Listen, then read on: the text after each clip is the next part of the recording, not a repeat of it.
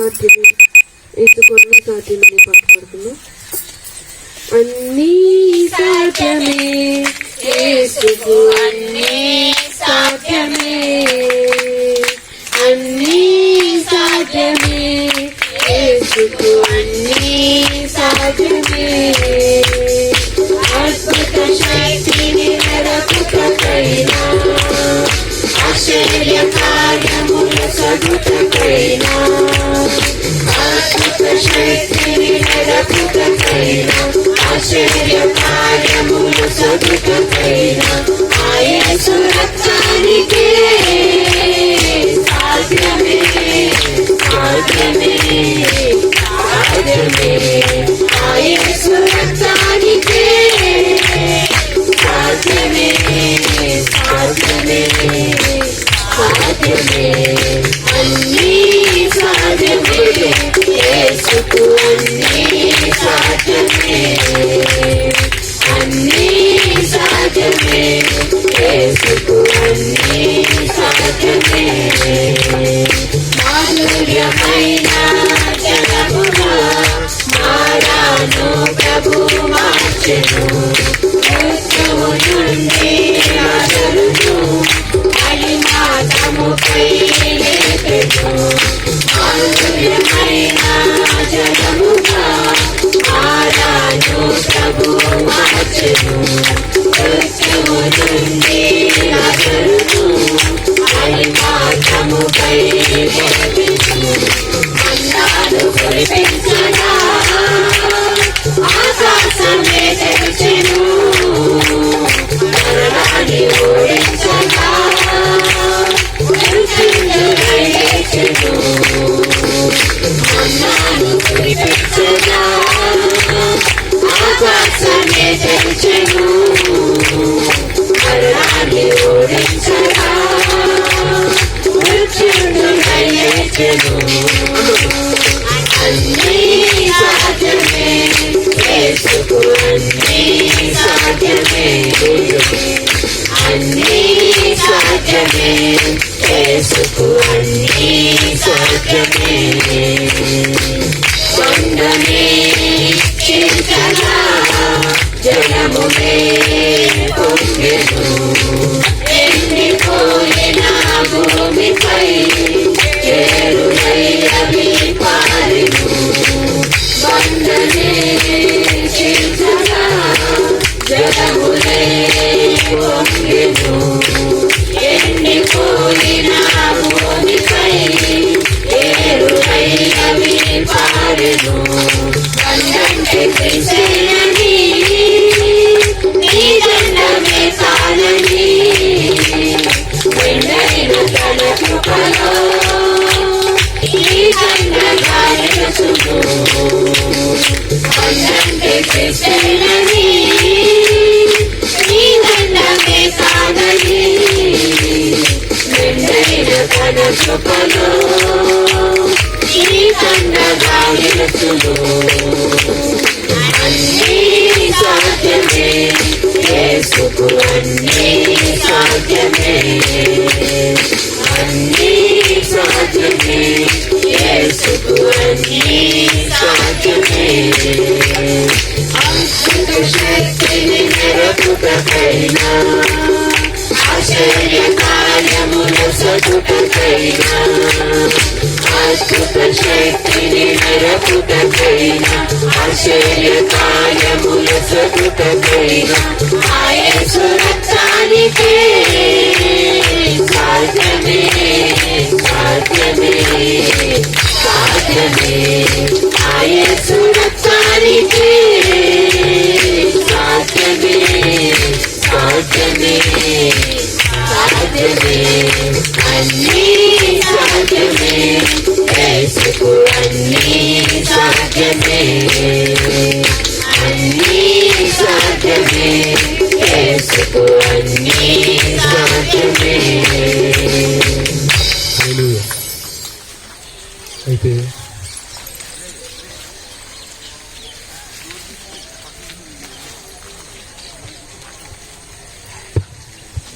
అఖిల వెళ్ళిపోద్ది కదా, వాళ్ళు కాదు రేపేనా? ఓకే. నువ్వు దిగి నీ డ్యూటీ ఎక్కే కదా ఇంకా కూడా చాలా ఫాస్ట్ వద్దా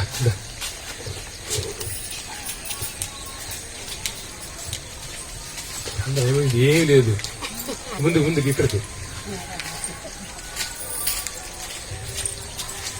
పౌలు అందరూ ముందుకు వచ్చాడు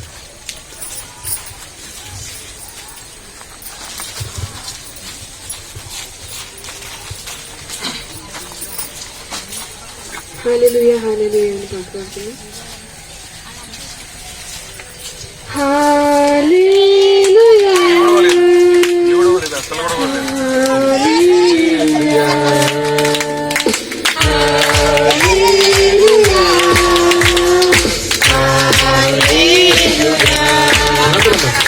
సర్వాధికారి సర్వోపకారి నా సర్వం యేసుకే నా జ్ఞానము నా ప్రాణము నా సర్వం యేసుకే హల్లెలూయా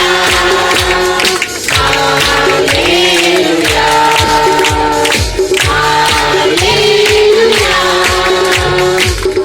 హల్లెలూయా కలువైనా కృపమైనా ఇష్టమైనా మరి ఏమైనా కరువైనా పదవైనా ఇష్టమైనా మరి ఏదైనా కరువైనా కృపమైనా ఇష్టమైనా మరి ఏదైనా కరువైనా పదవైనా ఇష్టమైనా మరి ఏదైనా తండ్రిని చిత్తమే తండ్రిని చిత్తమే హల్లెలూయా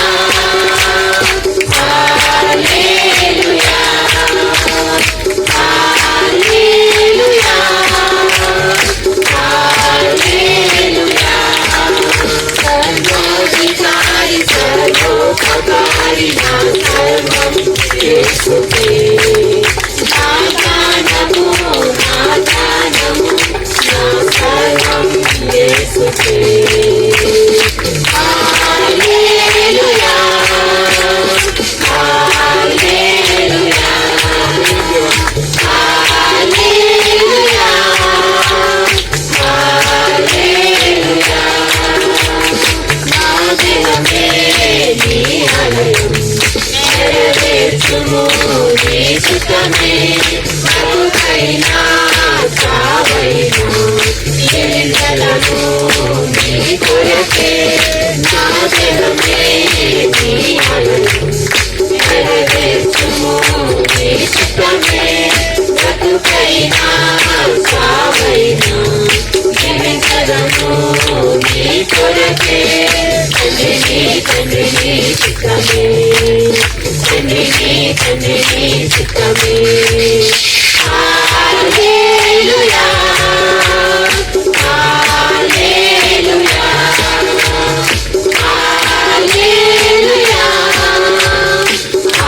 హల్లెలూయా సర్వాధికారి సర్వోపకారి నా సర్వం యేసుకే నా జ్ఞానము నా ప్రాణము నా సర్వం యేసుకే హల్లెలూయా హల్లెలూయా హల్లెలూయా హల్లెలూయా హల్లెలూయా హల్లెలూయా హల్లెలూయా హల్లెలూయా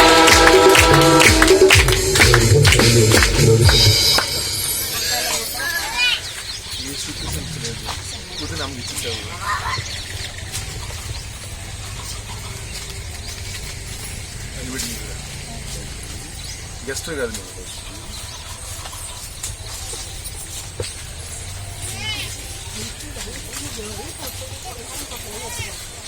ఉత్సాహగానం చేసేది మనం పాడుకుంటున్నాం.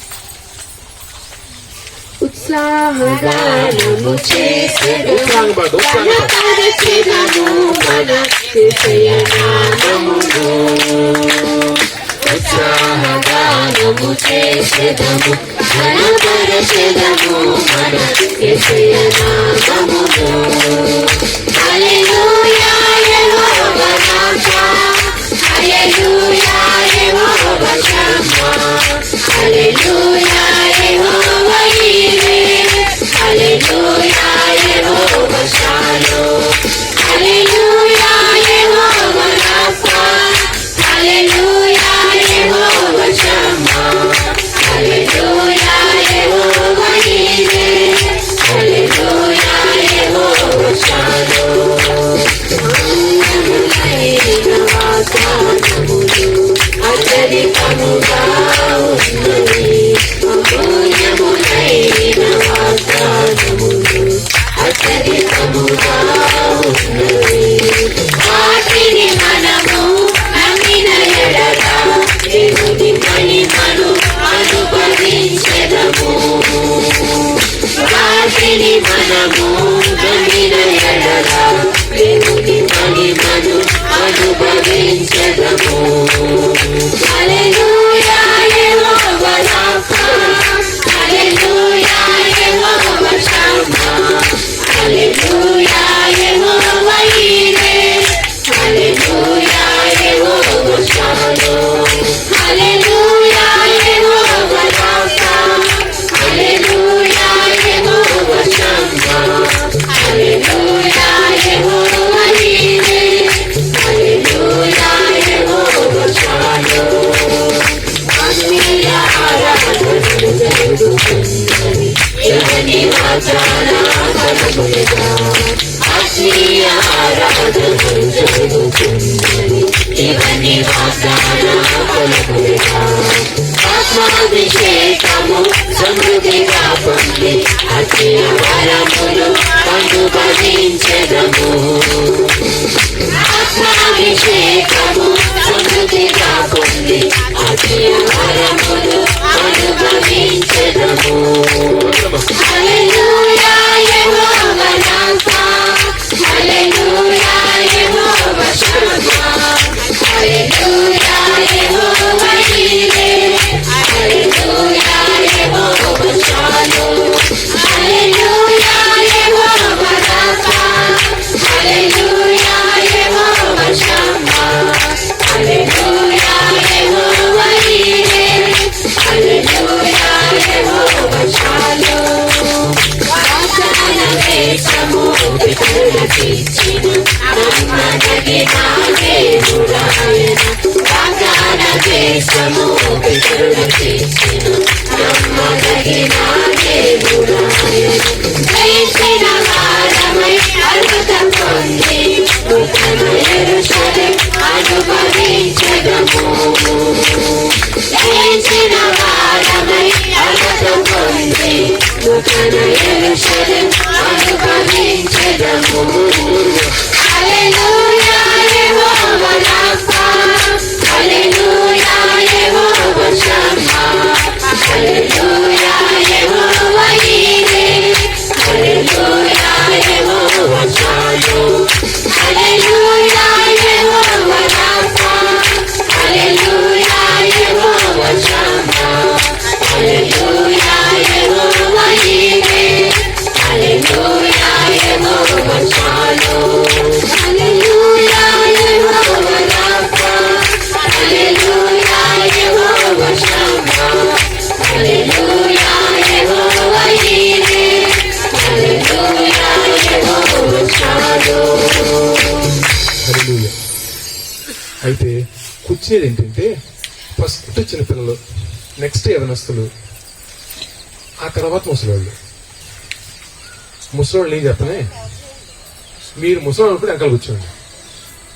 మీకు ముసలోళ్ళు పిలిస్తే అంకల్ కూర్చోండి. నేను అన్నాను. మళ్ళీ తర్వాత ఆంటీ అని పిలిస్తే బాధపడకండి, నేనే పిలుస్తాను ఆంటీ అని చూసుకోండి.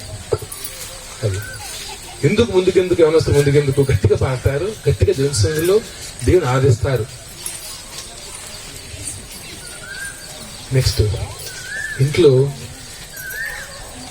గట్టిగా స్వరం ఎవరిదంటే మామిడి అంటారేమో, ఓకే, బలం ఎవరిది? గట్టిగా పాటలు రావు అనే అవకాశం లేదు. అందరి దగ్గర పాటలు పుస్తకాలు ఉన్నాయి. చదువు రానోళ్ళు ఏమో ఒకళ్ళు ఉన్నారేమో, గట్టి చదవండి, పాట గట్టి చదివి అదే వచ్చేస్తుంది.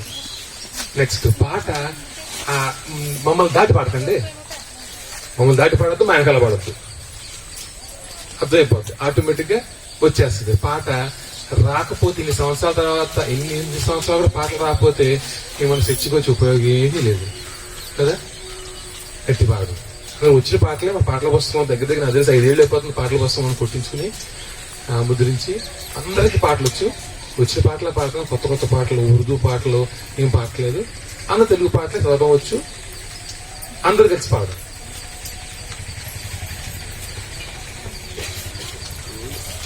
నీవుంటే నాకు చాలా వేసేయని పాడుకోసం. నీవుంటే నాకు చాలేసయ్యా, నీవుంటే నేనుంటానేసయ్యా, నీవుంటే నాకు చాలేసయ్యా, నీవుంటే నేనుంటానేసయ్యా,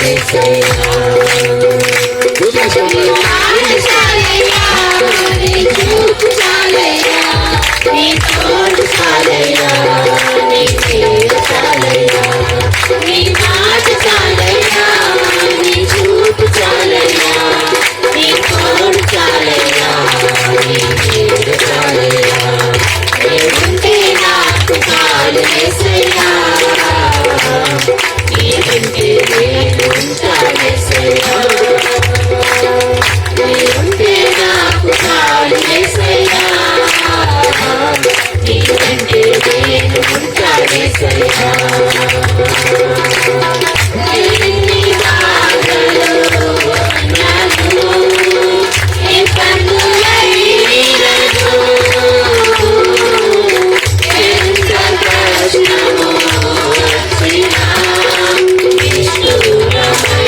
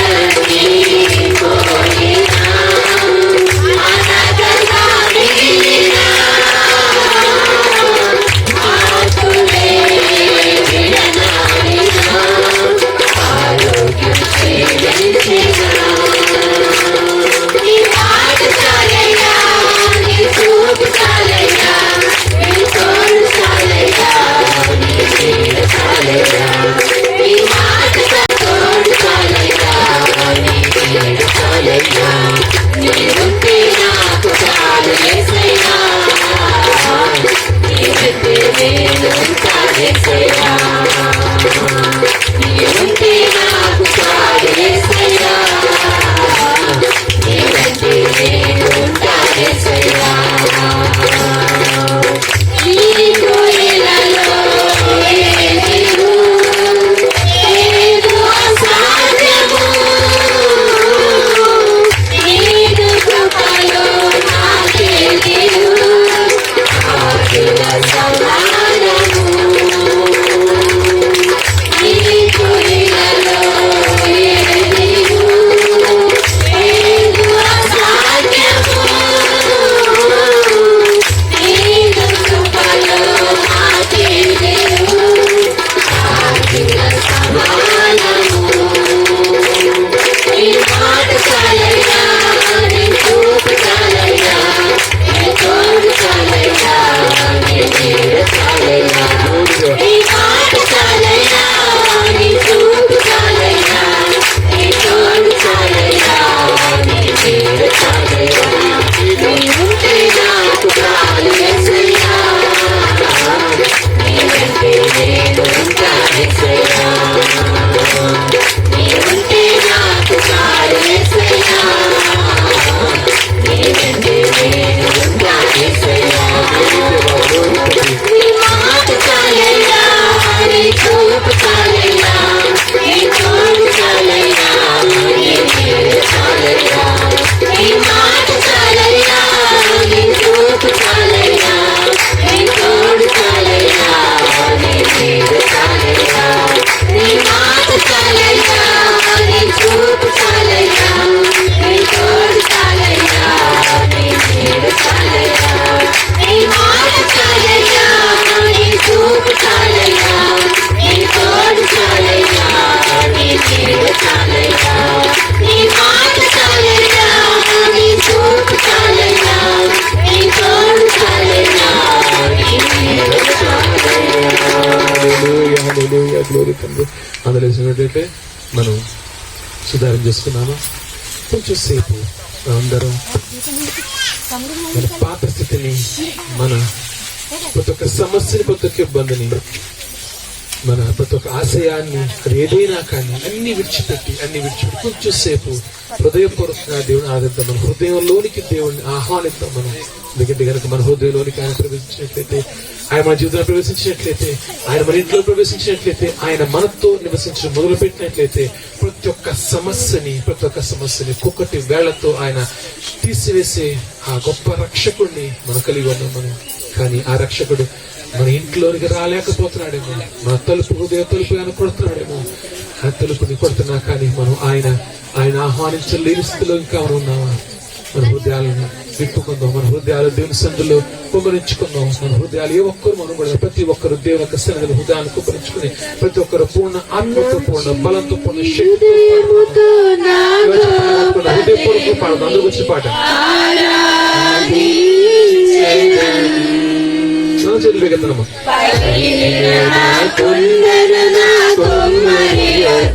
తెచ్చి బాగు చేయమని కోరెదను. నా చిన్ని హృదయముతో నా గొప్ప దేవుని ఆరాధించెదను. పగిలిన నా కొండను నా కొమ్మరి యొద్దకు తెచ్చి బాగు చేయమని కోరెదను.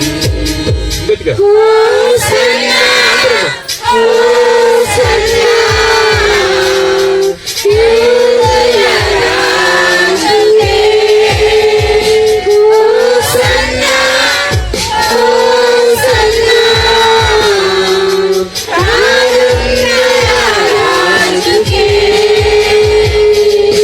మంట నుండి తీయబడితిని, మరలా మట్టికే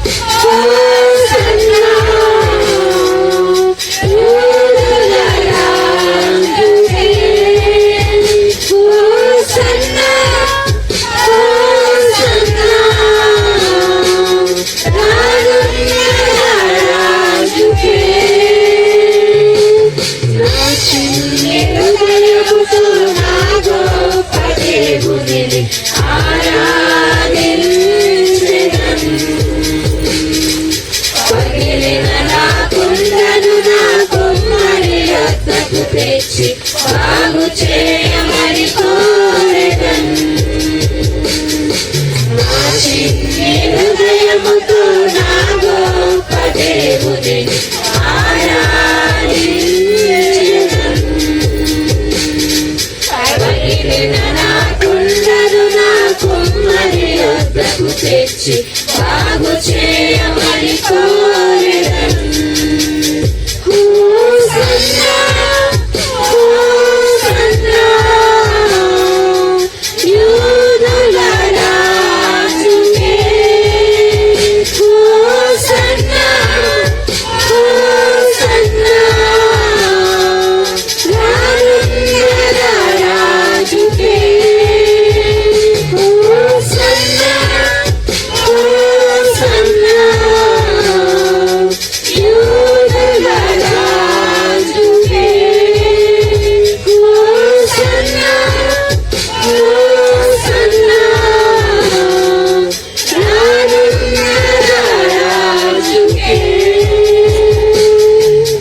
గ్లోరీ దేవా, నానున్న రారాజుకు తండ్రి దేవా, మేమందరం కలిసి తండ్రి దేవా స్తుతి యాగం చేస్తున్నాం తండ్రి దేవా, మా గొప్ప దేవుడు తండ్రి దేవా. 2000 సంవత్సరాలు తండ్రి మా కొరకు వచ్చి తండ్రి హోసన్నా హోసన్నా అంటూ తండ్రి దేవా, ఆ రోజు తండ్రి అనేక మంది కనపరిచారు తండ్రి, అనేక మంది తండ్రి దేవా మీ యొక్క నామాన్ని సంస్కృతించారు తండ్రి దేవా. వేల మంది తండ్రి, లక్షల మంది వెంబడించారు ఆ రోజు తండ్రి. కానీ దేవా ఒకనొక రోజు తండ్రి, ఒకనొక రోజు తండ్రి దేవా అందరూ మిమ్మల్ని విడిచిపెట్టారు తండ్రి. సిలువ శ్రమలను చూసి తండ్రి దేవ విడిచిపెట్టేశారు తండ్రి. ఆ విధంగా మేము మిమ్మల్ని విడిచిపెట్టకుండా తండ్రి, ఆ విధంగా తండ్రి మేము మీకు దూరం కాకుండా తండ్రి. ఎందుకంటే తండ్రి దేవా అంతా బాగున్నప్పుడు తండ్రి, అన్ని సవ్యంగా సక్రమంగా ఉన్నప్పుడు తండ్రి దేవా మీ నుంచి మేము దీవులు పొందుకున్నంత కాలం తండ్రి విడుస్తున్నాం, వస్తున్నాం, ఆరాధిస్తున్నాం తండ్రి. కానీ దేవా సమస్యలు వెళ్ళకండి, ఇబ్బందులు వెళ్ళకండి, మిమ్మల్ని తిరస్కరించి తృణీకరించి పక్కన జరిగిపోతున్నాయేమో తండ్రి. జరగకూడదు పరిశుద్ధాత్మ ప్రతి ఒక్క తండ్రి. అన్ని వేళ తండ్రి అది సమస్య అయినా, అది దీవెనైనా, అది ఇబ్బంది అయినా, అది ఆనందమైనా, అది ఏదైనా తండ్రి నిన్ను విడిచిపెట్టకుండా తండ్రి ఎత్తు పొలాలు రెండింటినీ కష్ట సుఖాలు రెండింటినీ తండ్రి పట్టుకుని తండ్రి నీతో సమానంగా తండ్రి కష్టంలో ఏ విధంగా ఉంటాం తండ్రి, దీవులు అదే విధంగా తండ్రి సమానంగా తండ్రి కష్టంలో తండ్రి ఎక్కువగా తండ్రి బాధపడి మీరు దూరం కాకుండా తండ్రి సుఖంలో తండ్రి తిరిగి హెచ్చిపోయి తండ్రి మిమ్మల్ని తిరస్కరించుకున్న తండ్రి తలగరేకున్న తండ్రి తల వంచుకున్న తండ్రి మీ సన్నిధులు ఇమిడిపోయి తండ్రి అవును దేవా మాకు కావలసిన అత్యంత ముఖ్యమైన తండ్రి లక్షణం తండ్రి ఎత్తు పొలాల సమస్యలు, ఇబ్బందులు, ఆనందాలు తండ్రి కష్ట సుఖం ఏదైనా తండ్రి దేవ మాలో ఏ మార్పు లేకపోతే తండ్రి మిమ్మల్ని దేవా ఆదించగలిగే మిమ్మల్ని హోసన్నా హోసన్నా అనుసరించు తండ్రి మిమ్మల్ని దేవా సూచించగలిగే స్థితి తండ్రి మాకు కాల్పొచ్చుద్దాం.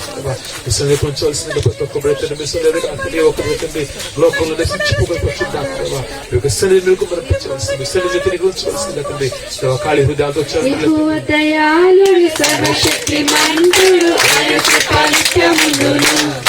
యెహోవా దయాళుడు సర్వశక్తిమంతుడు ఆయన కృప నిత్యముండును. ఆయనే బలవంతుడు, ఆయనే యుద్ధవీరుడు, ఆయనే బలవంతుడు, ఆయనే యుద్ధవీరుడు. యెహోవా నాకు తోడుండగా నాకు భయమే లేదు. యెహోవా నాకు తోడుండగా నాకు దిగులే లేదు.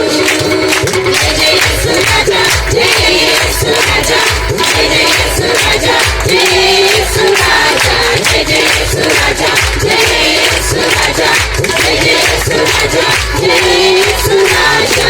యెహోవా దయాళుడు సర్వశక్తిమంతుడు ఆయన కృప నిత్యముండును. యెహోవా దయాళుడు సర్వశక్తిమంతుడు ఆయన కృప నిత్యముండును.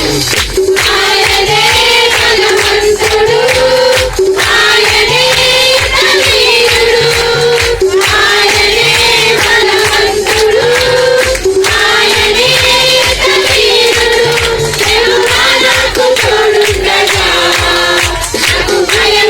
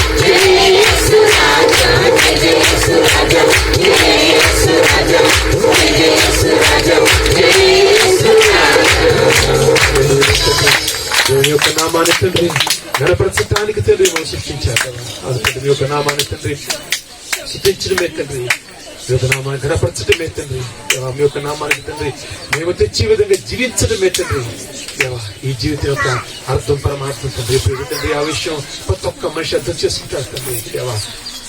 మీ యొక్క సన్నిధిని మేము తండ్రి అనుభవించగలుగుతాం పరిశుద్ధాత్మ దేవా. మాకున్న ప్రతి ఒక్క అవసరానికి తెలుస్తుంది, మాకున్న ప్రతి ఒక్క లేమి ఇబ్బంది ప్రతి ఒక్కటి మీకు తెలుస్తుంది. కానీ దేవా మాకు తెలియదు ఒకటి తండ్రి, అది తండ్రి మీ యొక్క నామాన్ని భయంపరచడం, మీ యొక్క నామాన్ని గణపరచడం, మీ యొక్క నామాన్ని స్తుతించడం తండ్రి. మమ్మల్ని మీరు సృష్టించిన ముఖ్య ఉద్దేశం తండ్రి మిమ్మల్ని మేము స్తుతించి గణపరిచి మిమ్మల్ని మా హృదయాల్లో చేర్చుకుంటాము తండ్రి. మేము మిమ్మల్ని తండ్రి మా జీవితాల్లో తండ్రి మా కుటుంబాల్లో తండ్రి ప్రథమ స్థానం ఇస్తామని తండ్రి, మొదటి స్థానం ఇస్తామని తండ్రి దేవా. మిమ్మల్ని సృష్టించినప్పుడు తండ్రి దేవా ఈ లోకాన్ని తండ్రి లోకపు ఆకర్షణ తండ్రి, లోకపు హంగుల్లో ఆర్భాటాల్లో తండ్రి, లోకపు ఆ గ్లిటరింగ్స్ తండ్రి దేవా, వెలుగు దేవా ఆ యొక్క మెరుపుల్లో పడిపోయి తండ్రి దేవా. ఆ మెరుపులే తండ్రి, లోకపు మెరుపులే తండ్రి ఆ గొప్ప వెలుగునుకుంటున్నావు తండ్రి. కాదు దేవా, కాదు తండ్రి దేవా. నీతిశ్వరుడిగా నువ్వు ఉదయించినప్పుడు తండ్రి ఆ గొప్ప వెలుగు ముందు తండ్రి లోకం యొక్క ప్రతి ఒక్క మెరుపులు తండ్రి పటాపంచులు కాకపోతున్నాయి తండ్రి. లోకపు మెరుపులు తండ్రి ఎందుకు పనికిరాని లోకం మెరుపులు తండ్రి దేవా. లోకం తండ్రి ధనాన్ని తండ్రి, లోకం తండ్రి లోకం ఎన్నో ఇవ్వచ్చు కానీ తండ్రి లోకం దేవ సమృద్ధిని ఇవ్వలేదు తండ్రి, లోకం తండ్రి ఆనందాన్ని ఇవ్వలేదు తండ్రి, లోకం తండ్రి తృప్తి ఇవ్వలేదు తండ్రి దేవా. ఆ యొక్క మెరుపుల్ని తండ్రి, లోకపు మెరుపుల్ని హంగుల ఆర్భాటాన్ని తండ్రి ఎప్పుడైతే తండ్రి పక్కన పెడతామవుతావా నీ యొక్క అసలైన నీతి సూర్యుని యొక్క కాంతి తండ్రి మా జీవితాల్లో మా కుటుంబంలో మా కుటుంబ ప్రతి ఒక్క బిడ్డ తండ్రి నువ్వు ప్రసరింపబోతున్న పరిశుద్ధాత్మ దేవా. ఏ రోజైతే తండ్రి దేవా నీతి సూర్యుడు వలే తండ్రి మీరు మా హృదయాలు మా జీవితాల్లో తండ్రి మా కుటుంబాల్లో తండ్రి మా సంఘంలో పరిసర ప్రాంతాల్లో తండ్రి ఈ దేశంలో ప్రపంచం ప్రసరింప చేస్తావా పరిశుద్ధాత్మ దేవా. ప్రతి ఒక్క మోకాలి ఉంది తండ్రి అందరూ దేవా ఆనందంతో ముందుకు దేవా మీ సున్న సాగే అవకాశం పరిశుద్ధాత్మ దేవా. తిరుపతి మీద కాచి కాచి కాపాల్సిన దేవా. ముందే స్వామి చదువుకున్న పరిశుద్ధాత్మ దేవా ఇచ్చిన తండ్రి ఆమె ఆమె సకలమైన ఆశీర్వాదములకు కానబోతున్న పరలోకపు తండ్రి సౌందర్య దేవా మీకు లేకుండా చేయించుకుంటాం మీ సందర్శించవలసిందిగా తండ్రి. ఇప్పుడు పాటల ద్వారా తండ్రి మీ యొక్క నామాన్ని మహిమపరచాం, మీ యొక్క నామాన్ని ఘనపరచాం తండ్రి దేవా. ఇప్పుడు వాక్యం ద్వారా తండ్రి దేవా మీరు తండ్రి మీ ఉద్దేశాన్ని మాకు తెలియచేస్తుంది, మేము బలపడి తండ్రి స్థిరపడి తండ్రి వాక్యంలో వేరు పారే విధంగా తండ్రి దేవా.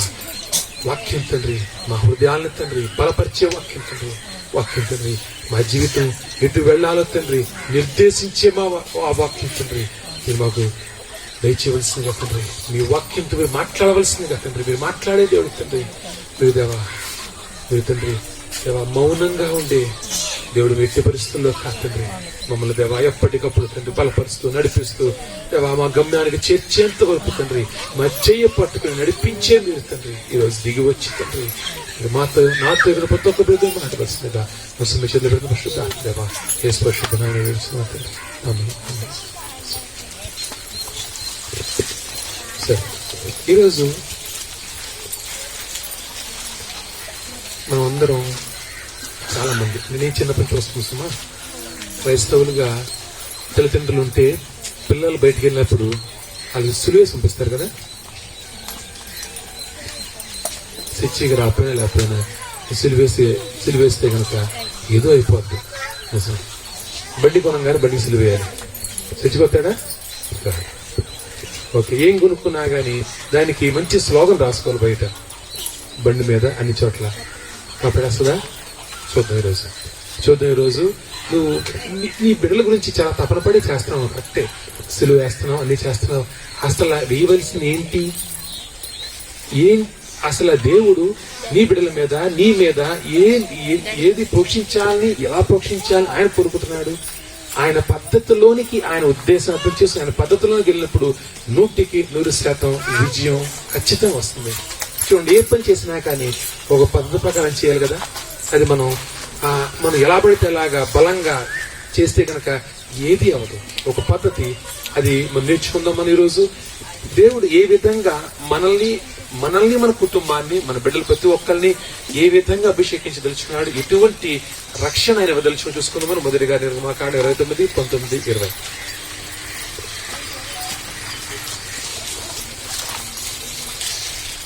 నిర్గమాకాండం 29 అధ్యాయం 19, 20 చక్కగా చక్కగా.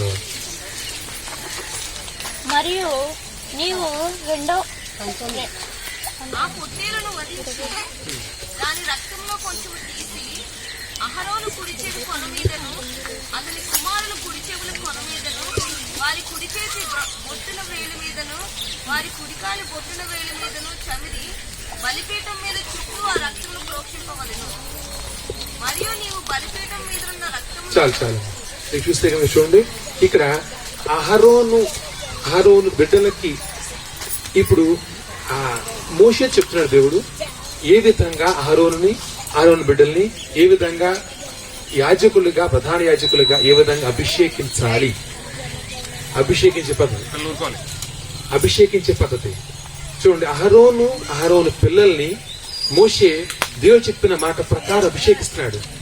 ప్రతి ఒక్కళ్ళు అభిషేకించబడవలసిందే. అభిషేకం అంటే అది కేవలం పాస్టర్ లేకపోతే కనుక కేవలం పెద్ద సువార్థికులో కాదండి. ప్రతి ఒక్కరు యాజక సమూహంగా ఏర్పాటు చేసుకోబడ్డాం కాబట్టి ప్రతి ఒక్కరూ అపవాది నుంచి రక్షణ కొరకు ప్రతి ఒక్కరు అభిషేకించబడవలసిందే. ఎలా? ఇక్కడ వధించబడినటువంటి ఆ గొర్రెపిల్ల రక్తం ఈ రోజు క్రీస్తు రక్తంగా మనం చూసినట్లయితే వధించబడిన గొర్రెపిల్ల రక్తం, ఇక్కడ గొర్రెని వధించి దాని రక్తంతో ఇది పోషించబడినాడు. ఫస్ట్ పాయింట్ గా ఇక్కడ సాదృశ్యాలతో మాట్లాడుతున్నాను. సాదృశ్యాలు అంటే కనుక ఆ పోలికలతో మాట్లాడుతున్నాను. ఇక్కడ మొదటిగా ఆ వధించబడిన గొర్రెపిల్ల అనేది క్రీస్తు రక్తాన్ని తీసుకుని ఇప్పుడు 3 చోట్ల శరీర అవయవాల్లో 3 చోట్ల ఆ రక్తాన్ని ఆయన పెట్టమంటున్నాడు. ఎలాగా? మొదటిగా ఎక్కడ పెట్టమంటున్నాడు? కుడి చెవి కొన. కుడి చెవి ఎందుకు? కుడివైపు ఎందుకంటే కనుక మనం ఈజీగా ప్రతి ఒక్కళ్ళు మనం కుడి చేతి వాటం కాబట్టి మనం మొదటిగా మనం వినేదైనా, చేసేదైనా, నడిచేది ఏదైనా కానీ అటువైపు జరుగుతుంది కాబట్టి ఫస్ట్ గా కుడివైపు అనేది కామన్ ప్లేస్. First point. రెండో పాయింట్ గా చెవి ఎందుకు? చెవి మీద ఆయన రక్తం అంటే ఏంటంటే కనుక ఒక ఫిల్టర్ లాంటిది. ఎటువంటి ఫిల్టర్ అంటే కనుక తప్పు నీ వైపు రాకుండా, నీలో నుంచి నువ్వు ఎటువంటి తప్పు చేయకుండా ఆ క్రీస్తు రక్తం అని ఆ ఫిల్టర్ ని ఎప్పుడైతే నీ చెవికి పెడతావో, చూడండి లోపలికి వెళ్ళినప్పుడు చెడు వినకూడదు, చాలా బాగుంది, కానీ చెడు వినకుండా కుదురుతుందా? చూడండి, పొద్దున్న రాత్రి దాకా మనం బయట తిరుగుతున్నప్పుడు రకరకాల తప్పుడు మాటలు, రకరకాల ఆ తప్పుడు ఉద్దేశాలు ఎన్నో వింటాం, ఎన్నో జరుగుతాయి. అవి వినకుండా కుదరదు, కానీ అవి విన్నవి నీ హృదయంలో వెళ్లకుండా కాపాడగలగాలి. అంతే కదా? వింటంలో తప్పు పదం, ఎందుకంటే ఆ చెవులు వినపడేది నీ చేతులు లేదు, కానీ ఆ చెవుల మీద నువ్వు క్రీస్తు రక్తం అని ఆ ఫిల్టర్ ని పెట్టుకోవడం వలన లాభం ఏంటి? నీకు వినపడే ప్రతి ఒక్కటి దాంట్లో నీకు అక్కర్లేని ఆటోమేటిక్ గా, నీకు వినకూడదు ఆటోమేటిక్ గా నువ్వు ఫిల్టర్ అయిపోతుంది నీ హృదయం. ఎందుకంటే కనుక నువ్వు ఏది వింటావో, ఏది చూస్తావో అది నీ హృదయంలోనికి ప్రవేశిస్తుంది. కాబట్టి నీ హృదయానికి వచ్చే ఇన్పుట్ డివైసెస్ అయ్యి నీ హృదయంలోనికి ఆ లోపలికి వచ్చే ఇన్ఫర్మేషన్, అది ఆ లోపలికి వచ్చే ఇన్ఫర్మేషన్ కి నువ్వు క్రీస్తు రక్తం అని ఆ ఫిల్టర్ ని నువ్వు పెట్టవలసిందే. క్రీస్తు రక్తం అనే ఫిల్టర్ పెట్టేది కనుక నువ్వు వినే అనేక మాటలు వింటావు, కానీ దాంట్లో నీకు దేవునికి కావలసినవి వినిపిస్తాయి. ఇదేంటి భాష, ఇది ఎలా సాధ్యం ఆలోచిద్దాం. ఈ ఫిల్టర్ అంటే ఏంటి ఆలోచిద్దాం. మన జీవితంలో చూసుకుందాం. చూడండి, మీరు ఎక్కడ కబుర్లు చెప్పుకుంటున్నారు, ఎక్కడ కూర్చొని ఏదో పని చేసుకుంటున్నారు, ఇంట్లో నుంచి పని చేసుకుంటున్నారు, లోపల బయట పక్క రూమ్ లో ఎవరో మాడుకుంటున్నారు. ఆ మాటల్లో చూడండి, మీ పేరు రాగానే లేకపోతే మీకు అవసరమైన టాపిక్ రాగానే పావు చెవుల్లో పనిచేస్తాయి. వీళ్ళని తెప్పిస్తుందా? వీళ్ళు అర్థం వీళ్ళు ఏమన్నా ఏం అర్థం కాదు. కానీ ఎక్కడైతే మీకు కావాల్సిన టాపిక్ రాగానే టక్కని చెల్లిపిస్తాయి. ఎలా అంటారా? కొన్ని పిల్లలు బయట ఆడుకుంటున్నారు, లోపల అమ్మాయిని ఆడుకుంటున్నారు. మాటల్లో ఇప్పుడు ఆ పిల్లోడికి బండి కొనాలను ఎప్పటి నుంచో అడుగుతున్నాడు. ఆ పిల్లోడికి ఆ బండి టాపిక్ నానెత్తాడు. వినిపిస్తుందా? ఎక్కడున్నాక చక్క వినిపిస్తుంది, మిగిలిన ఏవి వినిపించు కదా. ఎలా అంటే నీకు నచ్చిన టాపిక్, నీకు నచ్చిన మాటలు ఎక్కడున్నా కానీ ఆటోమేటిక్ గా, ఎంత స్లోగా మాడుతున్నా కానీ ఆటోమేటిక్ గా క్యాచ్ అవుతాయి. అంటే నీకు నచ్చింది కాబట్టి నీకు నచ్చిన మాటలు నువ్వు ఎక్కడికి పోనవు అట్టుబడి వినిపిస్తాయి.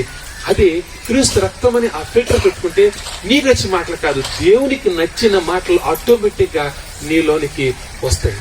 పోనీ ఇప్పుడు నీకు నచ్చని మాటలు, దేవునికి నచ్చని మాటలు నీలో రాకూడదు కదా. అదేలాగా చూడు, ఇంకోటి నీ పక్కనే నుంచుని, లేకపోతే ఇక్కడ పిల్లలంటే బాగా అర్థం అవుతుంది, పిల్లల్ని నుంచోబెట్టి తిరుగుతున్నాం, ఇన్ని తిట్టి వినిపిస్తాయి వాళ్ళకి?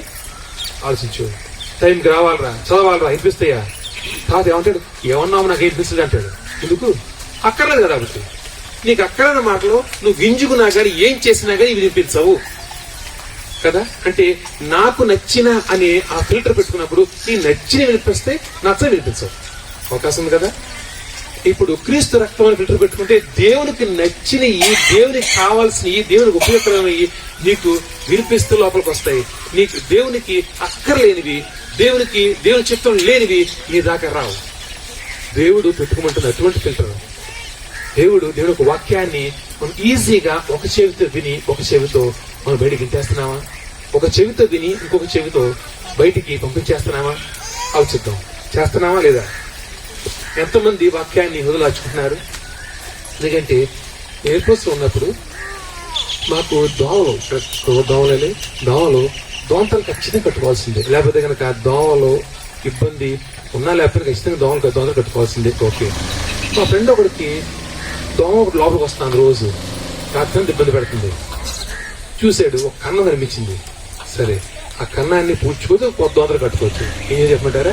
ఆ కన్నానికి ఇంకొక దగ్గర కన్నం చేశాడు. కన్నం చేసి అక్కడి నుంచి ఇక్కడికి ఒక చిన్ని ఆ కాగితంతో ఒక దారి ఏర్పాటు చేశాడు. ఒక రాత్రి దోమ వచ్చింది, వస్తే లోపలికి వస్తుందా? ఇడిచడి వెళ్ళిపోతాను. ఎంత చూసినా లోపల అలేకపోతుంది కదా. మనకి అంత బుర్ర ఉంది. మన వాక్యాన్ని, మనకి నచ్చిన మాటని లోపల రాణిస్తాం. నచ్చని మాటలో మారాలి, మార్పు గురించి, నీ యొక్క ఆత్మీయ జీవితం గురించి మాడే ఏ మాట నీకు లోపల రాదు. ప్రవచనం కదా. ఏం వచ్చింది మనకి? నువ్వు మారాలి, తప్పు చేసి అనిపిస్తుందా? అంతే అంటారు. కానీ ఏమనిపిస్తుంది? రేపు లాటరీ తగలపోతుంది, ఎంత బాగా అనిపిస్తుంది. రేపు నీకు ఆ సమస్య ఎంత బాగా అర్థమవుతుంది. ఆలోచిద్దాం మనం. ఇక్కడ ఎప్పుడైతే గనక ఆ కుడి చెవి కొన మీద ఎందుకు ఆ రక్తాన్ని ప్రోక్షించమంటున్నాడంటే గనక, క్రీస్తు రక్తాన్ని ఎందుకు పెట్టుకోమన్నాడంటే గనక, ఆ క్రీస్తు రక్తం అనే ఫిల్టర్ ఎందుకు కావాలంటే గనక, నీకు నచ్చిన మాటలు కాదు నిలవలసింది. ఆ దురద చెవుల గురించి పౌలు చెప్తాడు. నీకు నచ్చిన మాటలు, నీకు నచ్చినటువంటి వాక్యం నీకు నచ్చినట్లుగా కాదు, క్రీస్తుకు నచ్చినట్లు. ఎందుకంటే నీ జీవితం క్రీస్తుకు నచ్చినట్లుగా మారాలి అన్నప్పుడు నీకు నచ్చిన మాటలు, నీకు నచ్చినటువంటి ఉద్దేశాలు వింటున్నప్పుడు ఎలా మారుతావు? అవకాశం ఉందా? నీకు నచ్చినట్లే. ఎవరైతే నిన్ను మంచి అంటారో వాళ్ళ దగ్గరికి వెళ్తావు. ఎవరైతే నీ మంచి గురించి కాదు, నువ్వు మంచుడని చెప్తూ నీకు తప్పు చేసే కదా ఎన్ని చెప్పినా కానీ నీకు మంచి అంటే చాలు, ఏమైనా చేసేస్తావు. కానీ వినవలసింది ఏంటి? నువ్వు మంచిగా చెప్పడం కాదు, నీలో తప్పులించి నిన్ను సరిచే ప్రయత్నించే ఆ వాక్యాన్ని, ఆ మాటల్ని వినటానికి క్రీస్తు రక్తం అని ఆ ఫిల్టర్ పెట్టుకుంటే నీకు నచ్చని మాటలు కాదు, కానీ దేవుడు నచ్చిన ప్రతి ఒక్క మాట దేవుడు కొట్టివేసి, నీకు నచ్చిన మాటలు కాదు కానీ దేవుడు నచ్చిన మాటలు మాత్రమే లోపలికి రాణిస్తాడు. మొదటి పాయింట్ గా చేయవలసింది. రెండో పాయింట్ గా ఏం చేస్తున్నాడు కదా, కుడి చేతి బొటన వేలు ఎందుకు? మనుషుల్ని జంతువులు వేరు చేసేది ఏంటి? అలా చూడకుండా నన్ను బొటన వేలు విడిపోవటం చూసారా? బొటన వేలు విడిపోతుంది. ఈ బొటన వేలు విడిపోవటంతో దేనైనా గ్రిప్ చేయగలం. దీంతో నీ బొటన వేలు మనిషి జీవితాన్ని, మనిషి ఎవల్యూషన్ కానీ, మనిషి అభివృద్ధి చెందడానికి బొటన వేలు ఇలా చీలిపోవటమే కారణం. సైన్స్ ప్రకారం బొటన వేలు యొక్క ప్రాముఖ్యత చాలా ఉంది. అయితే ఈ బొటన వేలు ఎప్పుడైతే నీ జీవితాన్ని, దేవస్తుని పట్టుకోవడానికి కానీ, నీ జీవిత అభివృద్ధికి కానిటువంటి ఈ బొటన వేలు, ఆ బొటన వేలు ఇంకా అది కూడా కాకుండా కుడి చెయ్యి, అంటే ఏ పనికైనా ఉపయోగించి ఆ కుడి చెయ్యి, అంత ఇంపార్టెంట్ చేతి మీద, అంత ఇంపార్టెంట్ ఆ బొటన వేలు మీద క్రీస్తు రక్తాన్ని ఎందుకు పెట్టాలంటే గనక, నువ్వు చేసే ప్రతి ఒక్క పని మొదలయ్యేది కుడి చేతితోనే, ఆ బొటన వేలు యొక్క సహాయంతోనే. కుడి చేతితోనే, ఆ బొటన వేలు యొక్క సహాయంతోనే నువ్వు చేసే ప్రతి ఒక్క పని. ఇప్పుడు ఆ ప్రతి ఒక్క పనిని ఇష్టానుసారాన్ని చేస్తున్నావా? దేవుని వ్యతిరేకంగా చేస్తున్నావా? దేవుని చిత్తాన్ని నేను అవలంబించట్లేదా? నీ కుడి చెయ్యి బొటన వేలు మీద క్రీస్తు రక్తం అని ఆ ఫిల్టర్ వేసినప్పుడు ఆటోమేటిక్ గా అది ఎలాంటిదంటే కనుక, నువ్వు వేయగలిగితే గనక వాక్యం ద్వారా నువ్వు నీ యొక్క కుడి చెయ్యి బొటన వేలు మీద ఆ యొక్క ఫిల్టర్ వేస్తే గనక, ఫిల్టర్ కాదు అది, ఒక రకంగా బంధకం లాంటిది, ఒక చైన్ లాంటిది. ఎటువంటిదంటే గనక, నువ్వు చేయాలనుకున్నా కానీ ఆ తప్పు వైపు, ఆ పాపం వైపు చేయి వెళ్ళదు. నువ్వు చేద్దాం అనుకుంటున్నావు కానీ లోపల నుంచి హెచ్చరిక వస్తుంది, తప్పు చేయొద్దు. లోపల నుంచి ఆ స్వరం అనిపిస్తున్నప్పుడు ఎలా చేస్తావు? ఆటోమేటిక్ గా నువ్వు చేయగలిగితే, వాక్యాన్ని హృదయంలో దాచుకోగలిగితే, వాక్యంలో నువ్వు వేరుపారగలిగితే, వాక్యాన్ని విన్న వాక్యాన్ని నువ్వు ధ్యానించగలిగితే, నీ హృదయంలో వాక్యాన్ని పదిలపరుచుకోగలిగితే, ఆ వాక్యం ఆటోమేటిక్ గా నీ కుడి చేయిని ఆపుతుంది. కుడి చేయి బొటన వేలు మీద నీ క్రీస్తు రక్తాన్ని ఉంచుకోగలిగితే కనుక ఆటోమేటిక్ గా నువ్వు తప్పు చేయటానికి నీ చెయ్యి ముందుకు వెళ్తున్నప్పుడు ఆపుతుంది. అప్పుడు నువ్వు తప్పు చేసే అవకాశం ఉందా, పాపం చేసే అవకాశం ఉందా? పాపం చేసే చాలా మంది చేతులకు కంట్రోల్ ఉండదు. ఎలాగా? వాక్యం తెలుసు, ఏం చెయ్యాలి ఏం చేయకూడదు ప్రతి ఒక్క తెలుసు. ఎప్పుడు ఏం చేయాలి ఏం చేయకూడదు చెప్పను. ఎందుకంటే కనుక చిన్నతనం నుంచి చిన్నపిల్లలకి ఎవరన్నా దొంగతనం చేయడం నేర్పిస్తారా? పొక్కలు కొట్టడం నేర్పిస్తారా? అబద్ధం నేర్పిస్తారా? అందరికీ తెలుసు. చిన్నతనం నుంచి ఏం చేయాలి ఏం చేయకూడదు ఖచ్చితంగా తెలుసు. కాబట్టి ఏం చేయాలి ఏం చేయకూడదు నేను చెప్పను. కానీ ఇప్పుడు చెయ్యకూడనటువంటి తప్పులు మనకి తెలిసి కూడా చేసేస్తాం. ఎలాగా? అది అలవాటు ప్రకారం చేసేస్తాం. చేసేసిన తర్వాత వాక్యం గుర్తొస్తుంది. చేసిన తర్వాత వాక్యం గుర్తొస్తుంది. సో మనకి గుర్తొచ్చినప్పుడు ఏమనుకుంటాం, రే తప్పు అయిపోయింది, ఇంకోసారి తప్పు చేయను, క్షమించయ్యా అని అనుకునేది అనేక మంది. చెయ్యకూడని తప్పుని చేసిన తర్వాత దేవుని ఒక మాట గుర్తొచ్చి, లేదా వాక్యం వింటున్నప్పుడు ఆ చేయకూడని తప్పులు గుర్తొచ్చి ప్రతిసారి పశ్చాత్తాపడుతున్నాం. ఎంతకాలం పశ్చాత్తాపడతాం? ఎంతకాలం అరే ఆ తప్పు చేయ ఉండాల్సిందే, ఈ తప్పు చేయ ఉండాల్సిందే ఎంతకాలం అనుకుంటావు? ఇంకెంతకాలం నువ్వు దేవునికి దూరంగా, నీకు అన్ని తెలుసు, వాక్యం తెలుసు, ఏం చేయాలో తెలుసు, ఏం చేయకూడదు తెలుసు, చేయకూడదు చేస్తే వచ్చే సమస్య తెలుసు, చేయవలసిన చేస్తే వచ్చే దీవెన తెలుసు, అన్ని తెలుసు. కానీ చేసేస్తున్నావు, తప్పు చేసేస్తున్నావు, చేసేసి అర్రే నాలుగు కలుసుకుంటున్నావు. ఉపయోగం? ఇంకెంతకాలం నిన్ను క్షమిస్తూ ఉంటాడు. పోనీ క్షమించడం, దేవుడు క్షమించే దేవుడు కదా, బాగుంది, ఓకే. అయితే క్షమించే పద్ధతి ఏంటి? ఎలా అంటే కనుక నీ దగ్గర బ్యాంకులో ఒక 10,000 ఉన్నాయి, నువ్వు అప్పు చేసావు, అర్రే అనుకుంటే కనుక అప్పు తీర్చేదారు ఆ 10,000 నుంచి తీసిచ్చాడు దేవుడు. అయిపోయింది. 10,000 ఏంటి? నీ కష్టంతో, నీ ప్రార్థనతో నువ్వు పోగేస్తున్న దీవెనలు, నువ్వు పోగేస్తున్న మంచి. నువ్వు తప్పు చేసి ఎర్ర అనుకున్నావు, నీ అప్పు అలాగా ఆయన నువ్వు పోగేస్తున్న ప్రార్థనలో తీర్చేస్తున్నాడు ఆయన. నష్టం? క్షమిస్తున్నాడు ఆయన. కానీ క్షమించదు ఎలా? ఎక్కడి నుంచి? నీ దీవెనలో నుంచి, నీ ప్రార్థనలో నుంచి, నీ భక్తిలో నుంచి నువ్వు చేసిన ఎప్పుడో గొప్ప చేసిన మంచి పనుల నుంచి ఆయన ఇలా తీసేలాగా అప్పులు తీర్చేస్తున్నాడు. ఒక రోజు చూసుకునే వెనకాల ఏమీ లేదు. తప్పులు పాపాలతో క్షమించబడుతున్నావు, బాగా దేవుడు నిలబడి అంతా బాగుంది. కానీ దీవెనేది? మొత్తం కుట్టుపోతున్న జాగ్రత్త. నువ్వు తప్పు చేసిన తర్వాత నువ్వు అయ్యో అనుకుంటే ఏ ఉపయోగం లేదు. కానీ ఎప్పుడైతే వెంటనే నువ్వు అసలు తప్పు చేయక ముందే నీ చేతికి ఆ క్రీస్తు రక్తం అనే బంధకాన్ని వేసుకుంటే కనుక ఆటోమేటిక్ గా నువ్వు తప్పు వైపుకి నీ చేయి వెళ్లకుండా ఆగుతుంది. కొంచెమే లేట్ అవుతుంది. తప్పు చేసిన వెంటనే గుర్తొస్తున్నాడు దేవుడు.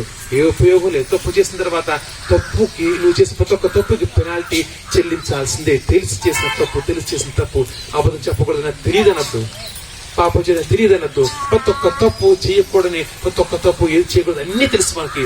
ఒక తప్పు చేసిన తర్వాత ఖచ్చితంగా నీ యొక్క ప్రార్థనలో నుంచి, గొప్ప పనుల్లోంచి ఆటోమేటిక్ గా అక్కడి నుంచి కట్ చేయబడి అక్కడ పెనాల్టీ చెల్లించబడుతుంది. బాధపడుతుంది. దాంట్లో దేవుడు కూడా చేసేది ఏమీ లేదు. అన్ని తెలిసి తప్పులు చేస్తున్నాము. కాబట్టి ఆ తప్పు చేయకుండా మొదట నీ పుణ్యకాలు పక్కన పెట్టు. తప్పు చేయకుండా ఆగితే కనుక ఏమవుతుంది? ముందు అప్పులు చేయకపోతే ఏమవుతుంది? రావాలి లేకపోయినా అప్పులు చేయకపోతే ముందు జీవితం బాగుంటుంది కదా. ఇది అంతే. నువ్వు నువ్వు చేసే తప్పులు కాపాడుకో. నువ్వు చేస్తున్నటువంటి తప్పులు చేయకుండా నీ కుడి చేతికి ఎప్పుడైతే నువ్వు ఆ క్రీస్తు రక్తం అని ఆ బ్యాండ్ వేసినప్పుడు, ఎట్టి పరిస్థితులు ఆ బంధకాన్ని వేసినప్పుడు, ఎట్టి పరిస్థితుల్లో ఇంకా నువ్వు ఆ తప్పు వైపుకి నీ చెయ్యి దాటకుండా తప్పుని నువ్వు తప్పు చేయకుండా ఆగగలిగితే ఖచ్చితంగా దేవుని సన్నిధి నీతో ఉంటుంది. 3 పాయింట్ తీసుకుంటే కనుక 3 పాయింట్ ఏంటి? కుడి కాలు బొటన వేలు మీద, కుడి కాలు బొటన వేలు. ఎందుకు కుడి కాలు? ఎందుకంటే కనుక నువ్వు నడిచినప్పుడు అడుగు వేసే మొదటి అడుగు కుడి కాలు నుంచి అడుగు మొదలు పెడితే కనుక చూడండి, ఆలోచించండి. నువ్వు తప్పు వైపుకి నీ చెయ్య, తప్పు వైపుకి నీ కాలు ఎంత ఫాస్ట్ గా అట్రాక్ట్ అవుతుంది చూడండి. ఎక్కడన్నా సినిమాకి వెళ్ళటానికి ఎంతమంది పిల్లలు ఎంత ఫాస్ట్ గా కరుగుతాయి కాళ్ళు. సినిమాకి వెళ్ళాలి, ఎక్కడన్నా కానీ పోనీ ఇంట్లో కూర్చున్నావు, ఎక్కడన్నా గొడవ అవుతుంది, గొడవ సరదా వినటానికి. నెక్స్ట్ ఏదైనా కానీ నీకు నచ్చినవి జరుగుతున్నప్పుడు నువ్వు ఏ పని మానేసినా కానీ చక్క వెళ్ళిపోగలవు. కానీ చచ్చేటప్పటికి దూరం పాస్టర్ గారు, చాలా దూరం, నడవలేకపోతున్నాం. కానీ అదే దూరం మెయిన్ రోడ్కి బట్టలు కొనుక్కోడానికి వెళ్ళాలి. ఎంత దూరం? చాలా దగ్గర పాస్టర్ గారు. ఎక్కడ? ఇంటెనకాలే కదా, ఎంత 4 కిలోమీటర్లే ఇంటెనకాలే. నాకు కాదు బట్టలు, పక్కింటోడికి బట్టలు. కానీ మరి ఎందుకు పక్కింటి బట్టలు? నీకంటే సరదా ఏంటి? సరదాగా చూడటానికి కదా, చూడటానికి 4 కిలోమీటర్లు పరిగెట్టుకెళ్ళగలవు. కానీ దేవుని సందు 1 కిలోమీటర్ ఎంత బాధకుంటుంది. అదే మరి ఆ తప్పు వైపుకి లాగే నీ కాళ్ళు, తప్పు చేయటానికి తప్పు వైపుకి ఆకర్షితమైనప్పుడు, నువ్వు ఆ తప్పు వైపు అడుగులు పడుతున్నప్పుడు నీ అడుగుల్ని మొదట్లోనే నువ్వు ఆపుకో. తప్పు వైపు నడిచిపోయిన తర్వాత, పూర్తిగా తప్పులు వెళ్ళిపోయిన తర్వాత నువ్వు సినిమా హాల్లో కూర్చుని ప్లాన్ చేస్తావా? సినిమా హాల్లో కూర్చుని ప్లాన్ చేయగలవా? బర్లు కూర్చొని ప్లాన్ చేయగలవా? అంటే ఆ వెళ్ళక ముందే జాగ్రత్త పడాలి. నువ్వు తప్పులోనికి నువ్వు ప్రవేశించక ముందే, తప్పు చేయక ముందే, తప్పులోనికి తప్పు వైపుకి నీ కాళ్ళు నిన్ను తీసుకువెళ్ళక ముందే నీ కాళ్ళకు బంధం వేసుకో. క్రీస్తు రక్తం అనే ఆ బంధాన్ని నువ్వు వేసుకోవాల్సింది. అంతా అయిపోయిన తర్వాత చేతులు కాయలు ఆకులు పట్టుకుని ఏమైనా ఉపయోగం ఉందా? చేతులు కాయలు ఆకులు పట్టుకుని ఏ ఉపయోగం లేదు. కానీ ముందే ఆ తప్పు వైపుకి నీ కాళ్ళు ఆటోమేటిక్ గా నీ కాళ్ళు వెళ్ళిపోతున్నాయా? తప్పు వైపుకి ఆకర్షితం అవుతున్నప్పుడు తప్పు వైపుకి వెళుతున్న ఆ కాళ్ళకి నువ్వు బంధం వేయి. క్రీస్తు రక్తం అనే బంధం ఎప్పుడైతే కనుక క్రీస్తు రక్తం అనే బంధం వాక్యం ద్వారా మాత్రమే వస్తుంది. ఈ బ్యాండ్ ఎక్కడ దొరకదండి. క్రీస్తు రక్తం బ్యాండ్స్ ఎక్కడ అమరు. వాక్యం ద్వారా మాత్రమే. వాక్యాన్ని హృదయంతో వచ్చినప్పుడు ఆ వాక్యం నీ కాళ్ళని వెళ్లకుండా అవుతుంది. ఎందుకంటే ఆ వాక్యమే నీ పాదాలకు దీపం వల్ల అవుతుంది. అది ఎప్పుడు నీ ఏ మార్గంలో ప్రయాణం చేస్తే కనుక ఆ మార్గాన్ని నిర్దేశిస్తూ నీకు చెప్తూ ఎప్పటికప్పుడు నువ్వు తప్పు చేయకుండా ఆపుతుంది వాక్యం. వాక్యాన్ని అనుసరించి, వాక్యానుసారంగా జీవించి, వాక్య హృదయంలో పదిలిపరుచుకుంటే ఎప్పుడు ఎక్కడ నిన్ను అవమానంతో కాదించుకునేలా చేయదండి. ఇది నా పర్సనల్ ఎక్స్పీరియన్స్ చెప్తున్నాను. ఎప్పుడు ఎక్కడ అవమానంతో అర్రెంత ఆయన నాలుగు కరుసుకుని నువ్వు తల దించుకునేలా చేయదు. ఎలాగా? నువ్వు ఒక తప్పు తెలిసి చేసేసావు. తప్పు చేసిన తర్వాత ఆ తప్పు దొరికిన తర్వాత ఖచ్చితంగా తలదించుకోవాల్సిందే కదా. అవునా? నీ జీవితంలో ఎన్నిసార్లు తలదించుకున్నావు? ఆలోచించు. అది దేవుని దగ్గర కాదు సుమా. ఎక్కడైనా కానీ ఒక తప్పు చేసినప్పుడు తలదించుకోవాల్సి వస్తుంది. అది లోకంలో. కానీ ఎప్పుడైతే వాక్యాన్ని హృదయం ఉన్నప్పుడు, నువ్వు ఆ వాక్యానుసారంగా జీవిస్తున్నప్పుడు, యథార్థమైన ప్రవర్తన నీలో ఉన్నప్పుడు ఎట్టి పరిస్థితుల్లో లోకంలో సైతం ఎక్కడ తలదించుకోవాల్సిన అవసరం రానే రాదు. అది కదా మనకు కావాల్సిన జీవితం. నువ్వు ఆత్మీయంగా మాత్రం చెప్పట్లేదు, శారీరకంగా కూడా నువ్వు లోకంలో జీవిస్తున్నావు. ఎక్కడికి వెళ్ళినా కానీ, ఏ ఉద్యోగం, ఏ వ్యాపారం, ఏ పని, ఎక్కడికి వెళ్ళినా కానీ నువ్వు తలదించుకోకుండా ఉండాలని చెప్పి అందరికీ ఆశే. కానీ నువ్వు తెలిసి ఒక తప్పు చేసేస్తావు. తప్పు వైపుకి. తప్పు అంటే అబద్ధం చెప్పడం పాపం కాదండి. తప్పు అంటే చెయ్యకూడదు. తప్పు అంటే ఆజ్ఞాతక్రమణే. తప్పు అంటే నువ్వు ఏది చేస్తే నువ్వు తలదించుకునే అవకాశం ఉందో అది చేసేస్తావు. ఎందుకు చేస్తావు తప్పు చేసుకుని ఏమనుకుంటాం? ఎవరు చూడలేదులే, పర్లేదులే. షాపులో అనుకుందాం. షాపులో ఇప్పుడు బట్టల షాపులు బంద్ చేస్తారు. పిల్లలు రోజంతా కూర్చోకూడదు, అంతే కదా రూల్. ఒక మాట చెప్తాను అంతే, రోజంతా కూర్చోకూడదు రూల్, అంతే కదా బట్టల షాపులు బంద్ చేసే పిల్లలకి. కానీ ఎవరు కూర్చుంటారు?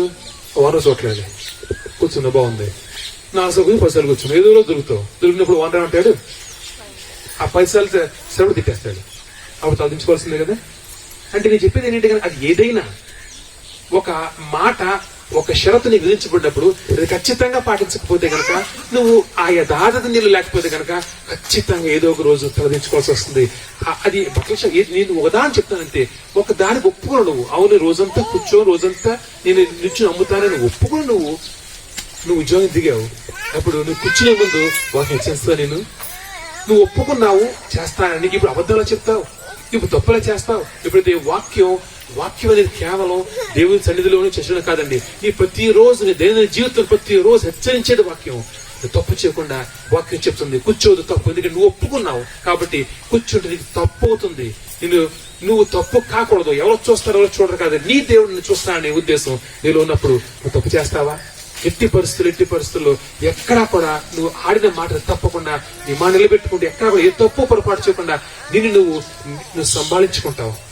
నువ్వు ఆ తప్పు వైపుకి అడుగులు వేయకుండా నువ్వు ఆగుతావు. కాబట్టి తలదించుకునే అవకాశం ఎప్పటికీ రాదు. కానీ ఈ 3 తప్పులు, ఈ 3 రకాలుగా చెవి నుంచి వినేది కానీ, చేతి నుంచి చేసేది కానీ, కాళ్ళ నుంచి తప్పు నడిచేది కానీ, ఇవి పర్వాలేదులే. చాలా మంది ఉద్దేశం పర్వాలేదులే. ఒక చెడు వింటే ఏం పోయింది? పర్వాలేదులే. ఒక చెడు గొప్పకొని చేసేస్తే ఏం పోయింది? పర్వాలేదులే. ఒక తప్పు వైపుకి అడుగులు వేస్తే ఏం పోయినా పర్వాలేదులే, కాదండి. నువ్వు నీ కుటుంబానికి వేయవలసినటువంటి, నీ బిడ్డలు వేయవలసినటువంటి అత్యంత ముఖ్యమైన సిలువ గుర్తు క్రీస్తు రక్తాన్ని, వాక్యాన్ని నీ వారసత్వంగా బిడ్డలకు అందించగలిగితే, నువ్వు ధనాన్ని ఇస్తున్నావా, లోకమైన పొరువుని ఇస్తున్నావా, ప్రతిష్టనిస్తున్నావా, బంధు జనాంగాన్ని ఇస్తున్నావా, ఒకానొక రోజు అన్ని పోయే అవకాశం ఉంది. ఎందుకంటే గనక నీ కొడుక్కి నీ కూతురికి కావాల్సిన అత్యంత ముఖ్యమైన జ్ఞానం. సొలొమోను అడిగాడు, సొలొమోను దేవుడు ప్రత్యక్షం అడిగాడంట. మనం అడగలేండి, కంగారు ప్రత్యక్షం అడిగితే సొలొమోను ఏమన్నాడు? ఆ జాలకి చూడుతుంది. మనం అడిగితే ఏమవుద్ది? మళ్ళీ అడిగాడు, దిగొచ్చాడు. అడిగితే ఏం చెప్తామని అడుగుతాం? నేను చెప్పమంటే ఏమడుగుతాం? నిజంగా అందరి హృదయాలు తీసుకుని చెప్తాను. నాకు బంగారం కాదు, పక్కడ బంగారం మొదలు అడుగుతాం కదా. కాదని చెప్పండి ఎవరన్నా. నాకు బంగారం ఇచ్చిన లేకపోతే పర్లేదయ్యా, పక్కడ బంగారం పోవాలి, అంతే కదా. కాదు మనం అడగ దేవుడు. సొలొమోను అడిగాడు దేవుడు. అడిగితే సొలొమోను అడిగింది ఏంటి? రాజ్యం కాదు, ధనం కాదు, జ్ఞానం కావాలి. నీ బిడ్డలకి దేవుని యొక్క వాక్యాన్ని ఎందుకు ఇవ్వాలి? ఎందుకంటే కనుక సొలొమోను ఎప్పుడైతే సొలొమోను జ్ఞానం పొందుకున్నాడు, సొలొమోను ఆ రాజ్యాన్ని సుస్థిరపరుచుకున్నాడు, ధనాన్ని పొందుకున్నాడు. సొలొమోను దేవుడి నుంచి ప్రతి ఒక్కటి పొందుకున్నాడు, కాను జ్ఞానం పొందుకున్నాడు. కాబట్టి ఈరోజు వాక్యంలో ఏముందనుకుంటున్నావు? వాక్యాన్ని దేవుని సన్నిధిని నీ బిడ్డలకి ఇవ్వకపోవటం వల్ల, సులువుగా తీసి పంపిస్తే ఏ ఉపయోగం లేదు. కానీ ఆ వాక్యాన్ని నువ్వు నీ బిడ్డలకి నువ్వు లోపలికి ఆ హృదయంలోనికి ఇంకే విధంగా ఆ హృదయంలోనికి బిడ్డలకి వాక్యాన్ని నువ్వు వారసత్వం ఇస్తే గనక వాళ్ళకి వచ్చే అత్యంత ముఖ్యమైన జ్ఞానం, వాళ్ళ జీవితాన్ని ఎలా కట్టుకోవాలో జ్ఞానం, ఇటు నడవాలో వాళ్ళకి తెలియజేసే ఆ జ్ఞానం, తప్పు వైపుకి అడుగులు వేయకుండా తమ తాము రక్షించుకునే జ్ఞానం, ఏ పాపం చేయకుండా తమ తాము రక్షించుకునే అజ్ఞానం, ఆ తలదించుకునే అవసరం రాకుండా తమ తాము రక్షించుకునే ఆ జ్ఞానం ఇచ్చే ఆ వాక్యాన్ని నువ్వు ఎప్పుడైతే నీ బిడ్డలకి అందించవో, అది ఎంత ఆస్తి ఇచ్చినా గానీ ఖచ్చితంగా ఒక రోజు అన్ని కోల్పోతావు. దేనిలో కోల్పోయే అవకాశం ఉంది. కానీ దేవుని సన్నిధి నీతో ఉంటే గనక ఎక్కడి నుంచైనా కానీ ఆయన తిరిగి పైకి లేపగలడు. అయితే ఈ తప్పులు ఎందుకు చేస్తాం? మనమే. బిడ్డలు భర్త పక్కన పెట్టండి, మనమే. దేవుని సందులో నాటపడి అభివృద్ధి చెందుతున్న మనమే. ఎందుకు బిడ్డలకి లేకపోతే వస్తున్న మన ఇంట్లో రాని వాళ్ళ గురించి మనం ప్రార్థన చేస్తూ వాళ్ళకి సిలువ గుర్తులేస్తూ ఎలాగోలా కాపాడడం ఎందుకు అంటున్నాం? ఆలోచిద్దాం. మనం అత్యంత ముఖ్యమైనటువంటి ప్రతి ఒక్క హృదయాల్లో ఉన్నటువంటి ఒక డౌట్ ఈరోజు క్లియర్ చేసుకుందాం. ఏంటది? తప్పు చేస్తే మాత్రం నా పక్క ఉన్నాడు, ఆడు తప్పులు చేస్తాను నాకు తెలుసు బాగా, ఆడి జీవితం చాలా బాగుంది కదా, నేను ఇంత నీతిగా ఎంత జాగ్రత్త పోతున్నాను, నాకేం వచ్చింది? చాలా మంది అంటుంటారు, ఏమని చర్చి రాని వాళ్ళు లేకపోతే ఎలాగైనా కానీ నువ్వు చర్చికి ఏం బాగున్నావు లేదన్నమాట, చాలా బాగుంది. ఎందుకు నువ్వు నీతిగా చాలా డౌట్, నేను నీతిగా అన్ని రకాలుగా ఏ తప్పులు చేయకుండా చాలా జాగ్రత్తగా ఉంటున్నాను, కానీ నేను ఎందుకు దీవించబట్టలేదు? నా పక్కన ఎన్నో తప్పులు చేస్తే పాపాలు చేస్తున్నటువంటి వాళ్ళు ఎలా అభివృద్ధి చెందుతున్నారు? ఈ ఒక్క డౌట్ వలన చాలా మంది యవనస్తులు, యవన కాలంలో చాలా మంది బిడ్డలు దేవుని నుంచి దూరం అవడానికి అత్యంత ముఖ్యమైన కారణం, అత్యంత ముఖ్యమైనటువంటి వాళ్ళ అనుమానం ఏంటంటే గనక దేవుని సన్నిధికి వచ్చి ఎంతో నీతిగా నిజాయితీగా ఉంటే చాలా బాగుంది, అంతా బాగుంది. కానీ పాస్టర్ గారు ఇప్పుడు నా తోటి వాళ్ళు తప్పులు చేస్తున్న వాళ్ళు అభివృద్ధి చెందుతున్నారు, మరి నేను కూడా తప్పులు చేస్తే వచ్చిన నష్టం ఏముంది? నేను కూడా వాళ్ళకి అభివృద్ధి చెందుతాను కదా. ఉదాహరణ చూసుకుందాం, ఒక మాట చూసుకుని మనకి బాగా అర్థం. ఆదికాండం 4:16-22. అప్పుడు కయీను యెహోవా సన్నిధిలో నుండి బయలుదేరి వెళ్లి ఏదెనుకు తూర్పు దిక్కున లోదు దేశంలో కాపురముండెను. కయీను తన భార్యను కూడినప్పుడు ఆమె గర్భవతి హానోకును కనెను. అప్పుడు అతడు ఒక ఊరు కట్టించి ఆ ఊరికి తన కుమారుని పేర్లు పెట్టి హానోకుని పేరు పెట్టెను. హానోకుకు ఈరాదు పుట్టెను. ఒకసారి ఇప్పుడు కయీను ఏం చేశాడు? కయీను ఏం కట్టాడంట? గట్టి చెప్పండి అందరూ, ఏం కట్టాడు? మనం ఏం కట్టలేకపోతున్నాం? మనం ఒక ఇల్లు కట్టుకోలేకపోతున్నాం. కయీను ఏం చేశాడంటే ఊరిని కట్టాడు. నెక్స్ట్ చదవండి. హానోకుకి ఈరాదు పుట్టెను. ఈరాదు మహూయేలునకు కనెను. మహూయేలునకు మతూషాయేలును కనెను. మతూషాయేలు లెమాకును కనెను. లెమాకు ఇద్దరు స్త్రీలను పెళ్లి చేసుకొనెను. వారిలో ఒక దాని పేరు ఆదా, రెండవ దాని పేరు సిల్లా. ఆదా ఈ బాలులను కనెను. అతడు పశువులు గలవాడై గుడారంలో నివసించిన వారికి మూల పురుషుడు. ఎవరంటే అతను? దేని మూల పురుషుడు? పశువులు కాయటానికి అంటే ఆ అన్ని రకాల పశువులు కాసే వృత్తికి మూలపురుషుడు అంట. నెక్స్ట్ అతని సహోదరుని పేరు యూబాలు. ఇతను సితారాను సానికను వాడుకగా చేయువారందరికీ మూల పురుషుడు. మ్యూజిషియన్స్ కి మూలపురుషుడు అంట రెండో వ్యక్తి. మూడోవాడు మరియు సిల్లా తుబల్కాయిను కలెను. అతడు పదును గల రాగి పనిముట్లను ఇనుప పనిముట్లను చేయువాడు. చాలండి. మూడోవాడు ఏంటి? ఇనుప పనిముట్లు అంటే ఇండస్ట్రియలిస్ట్ కదా. ఆలోచిద్దాం. ఇక్కడ 4 పాయింట్స్ చెప్పాను. మొదటిగా శపించబడిన కయ్యను యొక్క శాపం నుంచి మనం విడిగా చదవక్కర్లేదు. శపించబడినటువంటి కయ్యను, దీవించబడినటువంటి హేబేలు. హేబేలు చనిపోయాడు, కయ్యను బతుకున్నాడు. అందరికీ ఉన్నటువంటి అడ్డు నాకు తెలియదు. ఈ వాక్యం ఎంతో చదివా నాకు తెలియదు. చాలా జాగ్రత్తగా దీన్ని అర్థం చేసుకోండి. కయ్యను శపించబడిన కయ్యను యెహోవా తండ్రి స్వయంగా శపించినటువంటి ఆ కయ్యను, ఏ పాస్టర్ గారు కాదండి, యెహోవా తండ్రి స్వయంగా శపించిన ఆ కయ్యను ఏం కట్టాడంట? ఒక ఊరినే కట్టాడంట. ఒక ఇల్లు కట్టలేకపోతున్నాం, కయ్యను మాత్రం ఒక ఊరు కట్టేశాడంట. ఫస్ట్. రెండోదిగా కయ్యను సంతతిలో, కయ్యను బిడ్డలు కానీ కయ్యను సంతతి ఆ కిందకి వెళ్ళేటప్పటికి ఆ సంతతిలో 3 మగపిల్లలు. మొదటివాడు ఆ దీనికి మూలపురుషుడు, గుడారాల్లో ఉంటూ గొర్రెల కాపర్లకి మూలపురుషుడు. రెండోది అయితే గనక మ్యూజిషియన్స్ మూలపురుషుడు. మూడోది ఇండస్ట్రియలిస్ట్. 3 వృత్తులకి మూలపురుషులు పుట్టినటువంటి ఆ కయ్యను ఆలోచిద్దాం. లోకపరంగా ధరించబడినట్ట కాదా? హేబేలు చచ్చిపోయాడు, కయ్యను మాత్రం ఊర్లు కడుతున్నాడు. కయ్యను పిల్లలేమో మంచి మంచి వృత్తులు చేస్తున్నారు.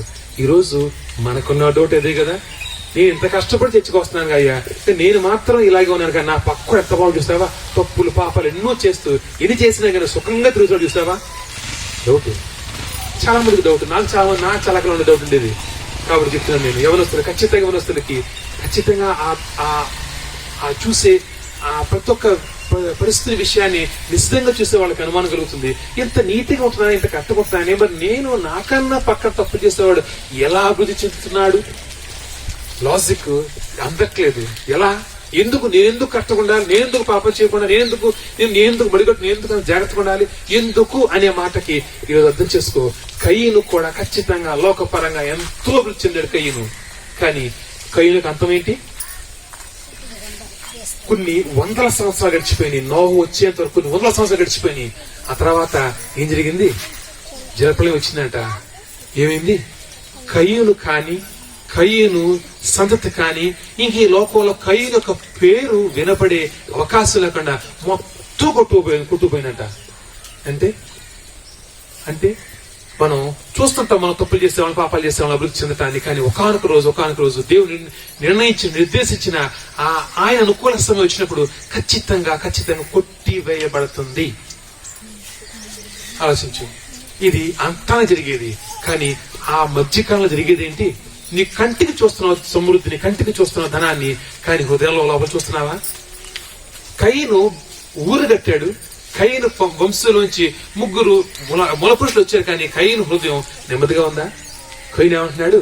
నన్ను కనుగొన్నవాడు చంపును గాక. అదే కదా కయ్యను తాను శపించుకుంది. దేవుని యొక్క శాపాలని విని కయ్యను అన్నదేంటి? నన్ను కనుగొన్నవాడు నన్ను చంపును గాక. అంటే మానసికంగా ఎంత బాధలో ఉన్నాడు అసలు. అంటే ఎవరు చూసాను చంపేస్తే బాగుండు. తాను శపించుకుంటున్నాడా, లేదా తాను ఆనందపడుతున్నాడా? ఆనందం లేదు. కయ్యని జీవితం ఆనందం లేదు. కానీ కయ్యను మాత్రం లోకంలో బాగా జీవిస్తున్నాడు. కానీ కయ్యను హృదయం లేదేంటి? మనశ్శాంతి. మనం తింటున్నా వద్దున్నా మాత్రం కాదు, మనకు కావాల్సిన మనశ్శాంతి, మనకు కావాల్సిన సమృద్ధి, మనకు కావాల్సిన దేవుని యొక్క తృప్తి, దేవుని యొక్క సన్నిధి మనం కావాల్సింది. హేబేలు అనుకుంటున్నాం, హేబేలు చచ్చిపోయాడు కదా. కానీ హేబేలుకి ప్రతిగా నిలబెట్టారు. హేబేలు యొక్క రక్తం మొరపెడుతుందంట నేల నుంచి. హేబేలుకు వంశావళి, హేబేలు ప్రతిగా ద్వారా ఖచ్చితంగా ఈ రోజు వరకు అదే సంతతి, ఈ రోజు వరకు ప్రపంచంలో ఉన్న ప్రతి ఒక్కరు అదే సంతతి నుంచి ఎలా వచ్చారు అనుకుంటాం మనం. నీతిమంతుడు నీతిగా జీవిస్తే గనక లోకంలో మనం బతకాలనుకుంటున్నాం కాదండి. నీతిగా నువ్వు జీవిస్తే గనక క్రీస్తు రక్తంతో నీ యొక్క చెవిని నీ వినిపించే ప్రతి ఒక్క దాన్ని కంట్రోల్ చేసుకుంటే గనక, నువ్వు క్రీస్తు రక్తంతో నువ్వు చేసే ప్రతి ఒక్క పనిని నువ్వు కంట్రోల్ చేసుకుంటే గనక, క్రీస్తు రక్తంతో నడిచే ప్రతి ఒక్క అడుగులను కంట్రోల్ చేసుకుంటే గనక 100% ఈ లోకంలో కూడా నువ్వు ఆనందంగా తృప్తిగా జీవించే అవకాశం ఉంది. ఒకే ఒక మాట చెప్పి ముగిస్తాను నేను. ఎలా ఉంది? నువ్వు చూడు, తప్పులు చేసి పాపాలు చేసి ఎంత సంపాదించినా గానీ, ఆలోచన ఎంత సంపాదించినా గానీ వచ్చే ఆనందానికి నువ్వు నీతిగా ఏ తప్పు పాపం చేయకుండా నీతిగా ఒక్క 10 రూపాయలు సంపాదించి ఇంట్లో కూర్చున్నావు అనుకోండి, నీకు భయం ఉంటుందా? ఏమైనా వచ్చి తిడతారని, ఎవరైనా వచ్చేమని అంటారు భయం ఉంటుందా? లేదా పక్కల సేవ వద్దని భయం ఉంటుందా? చూడండి, డబ్బులు సంపాదించే వాళ్ళు రకరకాల తప్పుడు మార్గం డబ్బులు సంపాదించారు. ప్రతిరోజు ఇంట్లో ఒక జ్వరాన్ని భయం వేస్తుంది. ఏమో ఆయన కొట్టాను, ఏమో ఆ దగ్గర లంచం తీసుకున్నాను, నా ఉడికనే అయిపోద్దేమో. ఇంట్లో ఏ సంవత్సరానికి ఫస్ట్ తెలియదేంటి, అక్కడ ఆయన తిట్టాను, అక్కడ మోసం చేశాను, అక్కడ ఆయన కొట్టేశాను, ఇప్పుడు నా కొడుకు తగిలేసిందేమో. క్రైస్తవులు కాదు, ప్రతి ఒక్కరు అనిపిస్తుంది కాదా? అవునా? ఆలోచించండి. నువ్వు నీతిగా కరెక్ట్ గా యథార్థంగా నువ్వు జీవిస్తే కనుక ఎక్కడో ఉన్నా కానీ ఏ టెన్షన్ లేదు. ఎందుకంటే కనుక నువ్వు జీవించే ప్రతి ఒక్క రోజు, నువ్వు చేసే ప్రతి ఒక్క పని, నువ్వు నడిచే ప్రతి ఒక్క అడుగు, నువ్వు దేవుని మాట ప్రకారం ఎగ్జాక్ట్ గా నువ్వు ఏ తప్పు చేయకుండా జీవిస్తున్నావు కాబట్టి, యథార్థంగా జీవిస్తున్నావు కాబట్టి నువ్వు తల ఎత్తుకుని జీవించే అవకాశం ఉంది. డబ్బులు మాత్రమే కాదు మనిషికి కావాల్సింది గౌరవం, మనిషికి కావాల్సింది ఆనందం, మనిషికి కావాల్సింది నువ్వు తల ఎత్తుకుని జీవించగలిగే అవకాశం. సాధించుకుని 100 కోట్లు సంపాదించిన ఉపయోగం ఉందా? ఇది లోకపరంగా చెప్తున్నాను. ఎప్పుడైతే యథార్థంగా నువ్వు జీవించగలుగుతావో, ఎప్పుడైతే కనుక క్రీస్తు రక్తానికి లోబడి, క్రీస్తు రక్తాన్ని నీకు నీ బిడ్డలకి నువ్వు ప్రోక్షించుకుని, నువ్వు ఏ తప్పు వినకుండా, ఏ తప్పు చేయకుండా, ఏ తప్పు వైపుకు అడుగులు వేయకుండా, తప్పు చేయక ముందే నువ్వు జాగ్రత్త పరుచుకుంటే కనుక 100% ఆనందంగా ఈ లోకంలోను దేవుని సన్నిధిలో కూడా నువ్వు జీవించే అవకాశం. మొత్తం మన బిడ్డలు ముఖ్యం, కానీ సులువు గుర్తు చేసుకోవడం వలన ఏమీ లేదు, ఏ ఉపయోగం లేదు. ఎందుకంటే సాతాను నీకన్నా బాగా సులువు తెలియగలదు. ఎందుకంటే చాలా చెప్పి గుర్తులేదు. సాతాను పూజిస్తారని తెలుసా? చాలా చెప్పాను. ఆ గుర్తు ఏంటి? సులువే. రివర్స్ ఉన్నటువంటి సులువు గుర్తు సాతానికి తెలుసు బాగా. నువ్వు గుర్తు వేయటం వలన ఏ ఉపయోగం లేదు. ఎందుకంటే కనుక బైబిల్ కూడా తగదు పెట్టుకుని పడిపోతే ఏ ఉపయోగం లేదు. బైబిల్ ప్రతి ఒక్కరు సాతాను కంటస్థం. బైబిల్తో నువ్వేం చేయలేవు, వాక్యంతో చేయగలవు. అది వాక్యాన్ని నీ రోజుల్లో పాటించి నువ్వు వాక్యాన్ని పాటించడం ద్వారా సాతాను ఎదిరించగలవు. వాక్యాలు చెప్తే కూడా సాతానికి పారిపోదు. ఎందుకంటే నీకన్నా బాగా వాక్యాలు సాతానికి బాగా కంటస్థం. ఉపయోగం లేదు. నీ క్రియల ద్వారా, నీ పనుల ద్వారా, నువ్వు తప్పు చేయకుండా నువ్వు కాపాడుకోవడం ద్వారా, తప్పు వినకుండా, తప్పు విని ఉదయాన్ని పాడు చేసుకోకుండా, తప్పు వైపు అడుగులు వేయకుండా సాతానుతో పోడగలవు. కానీ తప్పు విని నీ హృదయంలో తప్పు పేరు చేసుకుంటావు, తప్పు నీ హృదయం మొత్తం బాధ తప్పు ఉంది, నువ్వు సాతానుతో ఏం పోరాడతావు? సాతాను వచ్చి నిన్ను ఇలా తోసేయగలేవని తప్పంతా మనసులో పెట్టుకున్నావు, దేవుడి మీద బాధ పెట్టుకున్నావు, దేవుడు నాకు ఏం చీట్లు పెట్టుకున్నావు. లేకపోతే కనుక ఒక సంవత్సరం రాగానే ఈ సమస్య దేవుడు నన్ను అని పెట్టుకున్నావు, మనసు మొత్తం బాధతో ఉంది. సాతాను వచ్చి ఒకటే అనొచ్చావని చర్చికి వెళ్తున్నావా? అవసరం అంటావా? చాలు, అక్కర్లేదు చర్చికి, వెంటనే చేస్తుంది కదా సాతాను. కష్టపడాలేమన్నా ఏం అక్కర్లేదు. ఎప్పుడైతే కనుక నీ హృదయాన్ని నువ్వు చెడు వినకుండా నీ హృదయాన్ని కాపాడుకుంటావో ఆటోమేటిక్ గా సాతానుతో పోరాడగలవు. ఆ చేతులు నువ్వు తప్పు చేయడానికి ఎప్పుడు చేతులు బాగా దురదల చేతులు, ఎవరు కొట్టాలని తప్పు చేయడానికి ఆ తప్పు చేసేసావు. చేసిన తర్వాత సాధన చేయమంటుంది. ఏమన్నా సాధన కొట్టాలేమన్నా చాలా కరెక్ట్ అని చెప్పి చాలు కదా. తప్పు చేస్తావు ఏం పర్లా, నువ్వు కరెక్టే. ఆ మాత్రం తప్పు చేయకుండా ఉంటావేంటి? ఒక మాట ఎవరు స్నేహితులు చెప్తే ఎంత మంచి స్నేహితులు కదా. తప్పు వైపుకి అడుగులు బాలికలు కూర్చుని పక్కన అడిగితే కనుక తప్పు అంటే ఏం చెప్తాడు? తప్పు చెప్తాడా? బార్లో కూర్చున్నావు, పక్కన అడుగుతావు తప్పారా అని ఏమంటాడు? చాలా కరెక్ట్ రా, అంతే అంటారు పాస్టర్, అంతే అంటాడు. సాయంత్రం పాటు మన బార్లో కూడా తప్పే లేదు కదా. ఆలోచిద్దాం మనం. నువ్వు తప్పు చేసేసిన తర్వాత సాతాను ఆటోమేటిక్ వచ్చేస్తుంది. నువ్వు రమ్మనక్కర్లా, ఆహ్వానించక్కర్లా, ఆటోమేటిక్ వచ్చి నీకు ఓదారుస్తుంది. నువ్వు ఏం పర్లా మొదలు పెడుతుంది. కాదు, ఎప్పుడు తప్పు చేయకుండా నువ్వు కాపాడుకుంటావు, అప్పుడు సాతానుతో నువ్వు పోడగలే అవకాశం ఉంటుంది తప్ప తప్పు చేసిన తర్వాత సాతానుతో ఏ రకంగా నువ్వు పోడే అవకాశం లేదు. శూన్యం. ప్రయత్నించుడు, తప్పు చేయకుండా ప్రయత్నించుడు, తప్పు వినకుండా ప్రయత్నించుడు, తప్పు నీ హృదయం రాకుండా ప్రయత్నించుడు, తప్పు వైపుకి నీ అడుగులు వేయకుండా ప్రయత్నించుడు. సాతాను నీ దరిదాపులు కూడా రాలేదు. ఎప్పటికప్పటికి సాతాన్ని నీ జీవితం నుంచి నువ్వు త్రోసి వేసే అవకాశం నీకే ఉంది. కానీ తప్పు వింటున్నావు, తప్పుడు మాటలు వింటున్నావు, తప్పుని హృదయంలో దాచుకుంటున్నావు. నువ్వు బైబిల్ పట్టుకుని ఎంత ప్రాణం చేస్తే అంత ఉపయోగం ఉంది. ఎన్ని వాక్యాలు చదివినా కానీ లాస్ట్ కూడా అనిపిస్తుంది ఎంత బాగుంది, కానీ నా మనసులో మాత్రం దేవుడు అంతేనంట ఉపయోగం ఉంది. ఎన్ని చేసినా ఏం చేసినా నువ్వు వాక్యం చదివినా వాక్యాన్ని విన్నా నువ్వు ఏం చేసినా ఏ ఉపయోగం లేదు. తప్పుని హృదయంలో దాచుకున్నంత వరకు, తప్పు నీ చేసేస్తున్నంత వరకు, తప్పు వైపు నీ కాళ్ళు ఆకర్షిత అవుతున్నంత వరకు వాక్యం కాదు కదా, ఏ పాస్టర్ కాదు కదా, ఏ ఒక్కరు నిన్ను ఆపలేరు. ప్రయత్నించుడు, వాక్యం హృదయంలో పెట్టుకో. వాక్యమని ఆ యొక్క క్రీస్తు రక్తాన్ని నీ చెవిలో ప్రోక్షించుకో. ఆ క్రీస్తు రక్తాన్ని నీ చేతుల మీద ప్రోక్షించుకో. క్రీస్తు రక్తాన్ని నీ కాళ్ళ ప్రోక్షించుకో. ఎట్టి పరిస్థితుల్లో తప్పు వైపుకి అడుగులు వేయకుండా నిన్ను కాపాడుకో. దేవుడిని తలగా ఉంచిన తోక కాదు, అది నీ బిడ్డలకి వారసత్వంగా ఇవ్వు. నేర్పించాల్సిన బిడ్డలకి డబ్బులా సంపాదించాలి నేర్పించట్లేదు, అది లోకం నేర్పిస్తుంది. నువ్వు నేర్పించాల్సింది ఏంటి? నువ్వు నీతిగా ఎలా జీవించాలి నేర్పించు, యథార్థంగా జీవించాలి నేర్పించు. నీతి యథార్థంగా దేవుని మాట ప్రకారం జీవిస్తే వచ్చే లాభాలు నేర్పించు. డబ్బు సంపాదించడం గురించి నేర్పించాల్సిన అవసరం లేదు. ఎందుకంటే కనుక లోకం డ్యూటీ లోకం చేసుకుంటుంది. నువ్వు చేయవలసింది నీతిగా, న్యాయంగా, యథార్థంగా జీవిస్తే దేవుడు ఎలా దీవించగలరో నేర్పించిన బిడ్డలకి. అది చిన్నతనం నుంచి ఉగ్గుపాత నేర్పించగలిగితే కనుక సమూయేలుకి తల్లి ఉగ్గుపాత నేర్పించింది. సమూయేలు దేవుని అభివృద్ధి చెందాడు. ఈ రోజు మన బిడ్డలకి ఏం నేర్పిస్తున్నాము? ఈ రోజు మన బిడ్డలకి చదువు నేర్పిస్తున్నాం, తప్పేంగా చాలా బాగుంది. కానీ లోకలు ఎలా బతకాలి నేర్పిస్తున్నాం, తప్పేంగా చాలా బాగుంది. కానీ మరి యథార్థంగా జీవించి ఎలా నేర్పిస్తారు? పాస్టర్ గారి డ్యూటీయా? ఆలోచించుకో. దేవుడి డ్యూటీ చాలా అంటారు, దేవుడు దూరి చెప్పాలి, పాస్టర్ గారు మా ఇంటికి వచ్చి చెప్పాలి, ఏ ఉపయోగం లేదు. మరి నీ డ్యూటీ నువ్వు లోకల్ పంపించు, నువ్వు లోకల్ బాగా పంపించు, సులువుతులు పంపించు. పాస్టర్ వచ్చి ఇంట్లో ఏడుస్తుంటాడు, లేకపోతే దేవుడు వచ్చి కూర్చుని లాక్కొస్తాడు ఇంటికి, చర్చికి. ఉపయోగం ఉందా? అవకాశం ఉంది. ఎప్పుడైతే గనక క్రీస్తు రక్తాన్ని నువ్వు నమ్మి, క్రీస్తు రక్తాన్ని నువ్వు ఉపయోగించుకుని నీ బిడ్డల మీద ప్రోక్షిస్తావు, ఖచ్చితంగా నువ్వు నీ కుటుంబం 100% దీవించబడతారు. 100% పరలోక రాజ్యం చేరే అవకాశం ఉంది. ఆయన యొక్క రక్షణ కంచెలోనికి ప్రవేశిద్దాం.